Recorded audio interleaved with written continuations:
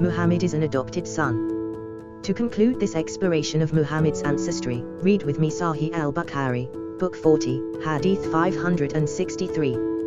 This important hadith shows that Muhammad was no more than a slave to the family he grew up with. As I saw that unpleasant view, I went to the Messenger of Allah and told him the story. The Prophet came out in the companion of Zayd bin Harith, who was with him afterwards, and I too went in the company of the messenger went to Hamza, Muhammad's uncle, and spoke roughly to him. Hamza looked up at the messenger and said, "Are you not more than the slave of my forefathers?" The messenger withdrew himself and left. This incident occurred before the banning of drinking. Sahih al-Bukhari, Book 40, Hadith 563. Sahih al-Bukhari, Book 40, Hadith 563. 1. Why would the uncle of Muhammad say such a lie, unless it's true? 2. Also, why did Muhammad withdraw himself right after, without even saying a word? 3. The words of Hamza were stating a fact to the point Muhammad could not respond and fight back. 4. Mostly, Muhammad was worried that if he talked more, Hamza would say more things that he would not want to hear. 5. It's so clear that Muhammad was not expecting Hamza, who is supposed to be his uncle, to say that in the first place. 6. This all leads to one thing: Muhammad is the son of an unknown father. 7. When this family adopted him, they called him Quatham, after one of their sons that had passed away. He told Muhammad that he was a prophet. The first words Muhammad claimed receiving from his God, delivered by the angel Jibreel, are recorded in Quran 96, 1. Jibreel said to Muhammad, "Read." Muhammad replied, "Read what?" Muslims say that he replied, "I can't read."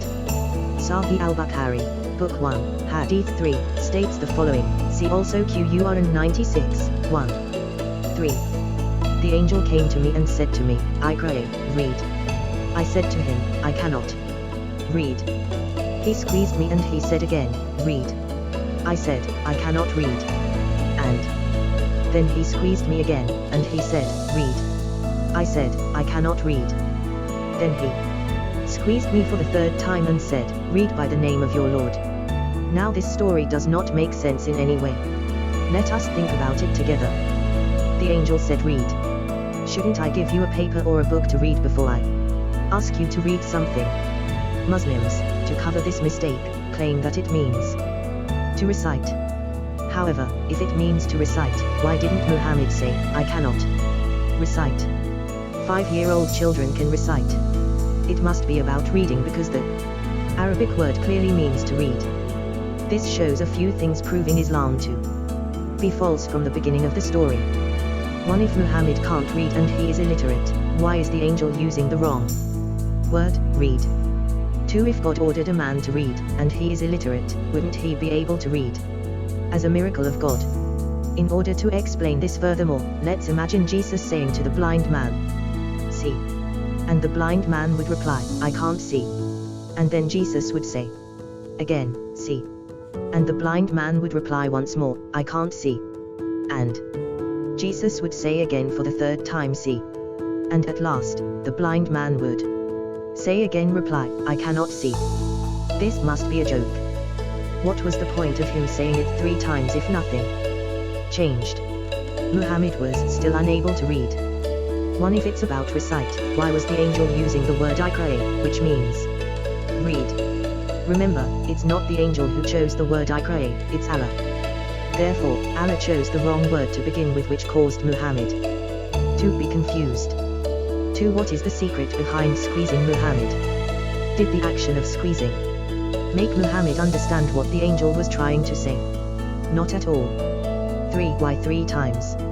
It's about numbers. Islam started from the beginning with a trinity of perfection. 1 read was not enough, but the third one was the consummate one. For every single thing in Islam is based on the number 3.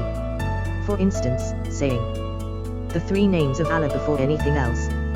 The action is based on 3. For making a perfect cleansing, blowing their nose 3 times, wiping their hands 3 times, and shaking their private parts 3 times. Everything is repeated 3 times.